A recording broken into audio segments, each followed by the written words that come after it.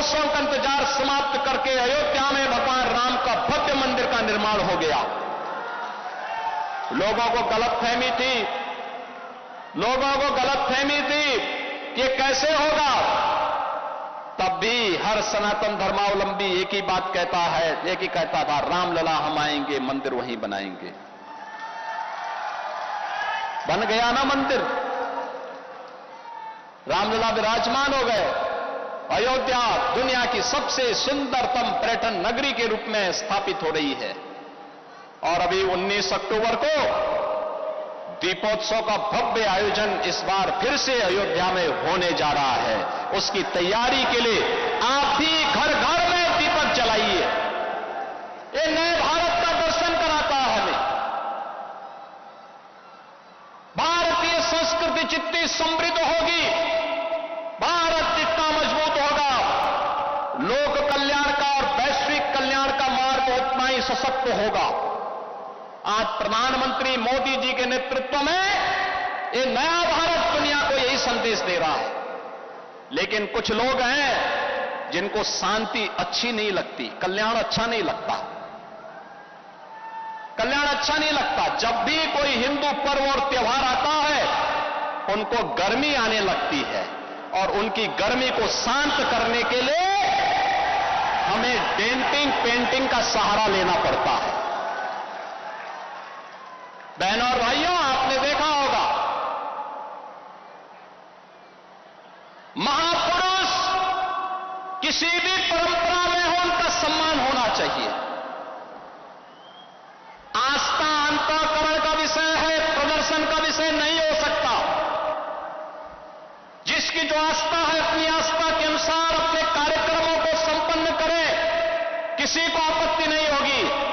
लेकिन आस्था के नाम पर तोड़फोड़ करोगे, आस्था के नाम पर आगजनी करोगे, आस्था के नाम पर राह चलते हुए नागरिकों पर हमला करोगे, बेटियों का जीना हराम करोगे और व्यापारियों के प्रतिष्ठानों पे आगजनी करोगे, पुलिस पर हमला करोगे, तो छेड़ोगे तो फिर छोड़ेंगे भी नहीं, और एक बार छोड़ेंगे नहीं तो फिर छोड़ोगे भी कभी नहीं। एक तरफ इस्लाम के में कहते हैं कि हम बुत परस्ती का विरोध करते हैं, ये उनका विषय है, उनका दर्शन है, उनकी फिलॉसफी है। हम तो मूर्ति पूजक हैं, भगवान की उपासना करते हैं। साकार ब्रह्म का भी और निराकार ब्रह्म की भी उपासना सनातन धर्म की इसकी इजाजत देता हमें। और इस्लाम का अनुयायी कहता है कि हम बुत परस्ती का विरोध करते हैं, उससे वे नफरत करते हैं। और दूसरी तरफ आई लव मोहम्मद कह करके अव्यवस्था और आगजनी तोड़फोड़ का सहारा ले रहे हैं। उन्हें मालूम है ये शारदीय नवरात्रि है, विजयादशमी का पर्व है, और शारदीय नवरात्रि को अगर अव्यवस्था पैदा करोगे, चंड मुंड बनकर के कार्य करोगे, तो मां भगवती कभी बर्दाश्त नहीं करने वाली है। मां भगवती तो ऐसे चंड और मुंडों को रोकने का ही कार्य करती है। इसीलिए सभी सनातन धर्मावलंबी मां भगवती दुर्गा की पूजा इसीलिए करती है जिससे शक्ति अर्जित कर सके। आपका उपासना आपका विषय, अंतःकरण का विषय होना चाहिए, चौराहे पर प्रदर्शन करने का विषय नहीं होना चाहिए। और इसीलिए हम लोगों ने कहा कि धर्मस्थलों पर माइक बंद होने चाहिए, अपने परमिशंस में आप बजाइए, दूसरों का जीना हराम बंद करिए। और ये प्रतिबंध उत्तर प्रदेश में यथावत रहेगा। बहनों और भाइयों, अराजकता स्वीकार्य नहीं, कतई स्वीकार्य नहीं। हम सम्मान सबको देंगे, सुरक्षा सबको देंगे, लेकिन अगर किसी ने सुरक्षा के साथ खिलवाड़ करने का दुस्साहस किया, निर्दोष नागरिकों पर हमला किया, बेटी की सुरक्षा और व्यापारी के प्रतिष्ठानों में आगजनी करने का दुस्साहस किया, तो उसको ही नहीं, उसकी कई पीढ़ियों के सामने ऐसी कार्रवाई करेंगे कि उनके लिए एक नजीर बन जाएगा। ये जानते हुए कि पर्व और त्योहार उत्साह और उमंग का समय होता है, हर हिंदू परिवार जुड़ता है, साल भर की अपनी पूंजी को इस उत्साह के साथ समाज के साथ मिल बांट करके अपनी खुशी को मनाता है। कोई हिंदू, कोई सनातन धर्मावलंबी भेदभाव नहीं करता किसी के साथ। कोई भी उसके साथ मिलकर के पर्व और त्योहार मना सकता है, कोई दिक्कत नहीं। लेकिन पर्व और त्योहारों में व्यवधान, पर्व और त्योहारों के समय माहौल खराब करना, ये स्वीकार्य नहीं। और मैं फिर कहूंगा कि अगर किसी ने सड़कों पर प्रदर्शन करके उपद्रव करने का दुस्साहस किया, और मैं ये भी कहूंगा उनको, उन चेतावनी दे रहा हूं उन लोगों को जो कायरों की तरह, बुज़दिलों की तरह बच्चों और महिलाओं को आगे करने का काम कर रहे हैं, याद रखना इसकी भारी कीमत चुकानी पड़ेगी उनको, अगर उन्होंने किसी भी पर्व और त्योहार में व्यवधान डालने का काम किया तो। एक और डबल इंजन की सरकार विकास करा रही है। आपने देखा होगा मंच पर भी हमने हर जाति, हर समुदाय के लोगों को यहां पर सरकार की कल्याणकारी योजनाओं के साथ जोड़ने का काम किया है।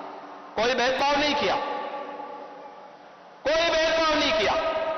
अनुसूचित जाति के भी थे, पिछड़ी जाति के भी थे, ब्राह्मण भी थे। हर एक को सुविधा मिलनी चाहिए, सम्मान मिलना चाहिए, संरक्षण मिलना चाहिए। अगर गरीब है तो सरकार का संसाधन का पूरा लाभ उसको प्राप्त होना चाहिए। और मुस्लिम भी थे, कोई भेदभाव तो नहीं किया। सबका साथ और सबके विकास के साथ सरकार कार्य कर रही है। सड़क बन रही है, श्रावस्ती में एयरपोर्ट बन रहा है। अब याद करिए, इतना बड़ा एयरपोर्ट, आने वाले समय में बड़े बड़े जहाज श्रावस्ती में उतरेंगे तो देश और दुनिया का टूरिस्ट यहां पे आएगा, विकास श्रावस्ती का होगा। लेकिन कुछ लोगों को विकास अच्छा नहीं लगता, कुछ लोगों को विकास अच्छा नहीं लगता। वे लोग तालिबानी व्यवस्था पे विश्वास करते हैं। वे लोग आज भी दारुल इस्लाम में विश्वास करते हैं।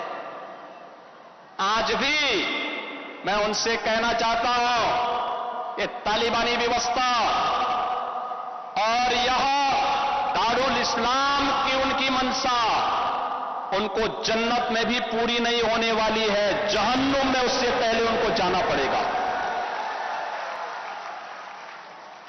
भूल गए लोग, ये नया उत्तर प्रदेश है, नया भारत का उत्तर प्रदेश। अगर यह विकास कराना जानता है, अगर यह सबका साथ और सबके विकास के कार्यक्रमों को प्रभावी ढंग से आगे बढ़ाना जानता है, बिना भेदभाव के योजनाओं का लाभ हर तबके को देना जानता है, तो उपद्रवियों से और माफिया तत्वों से सख्ती से निपटना भी जानता है। वह समय गया दूर जब 8.5 वर्ष पहले सपा की सरकार में, कांग्रेस की सरकार में, बसपा की सरकार में इन उपद्रवियों को सरकार अपने यहां बुलाती थी, नाक रगड़ती थी, इनके सामने नतमस्तक होती थी, इनको लूटपाट करने की, बेटी की सुरक्षा के साथ खिलवाड़ करने की, व्यापारिक प्रतिष्ठानों में आग लगाने की छूट देती थी, गरीबों की जमीनों पर, सरकारी जमीनों पर कब्जा करने की छूट देती थी। अब ये डबल इंजन की सरकार है, अराजकता बर्दाश्त नहीं करती, और अगर किसी ने अराजकता करने का दुस्साहस किया तो उसकी छाती पर बुलडोजर चलाना भी जानती है, वह भी जानती है। और इसीलिए बहनों और भाइयों, विकास की इस योजना के साथ हमें बढ़ना होगा।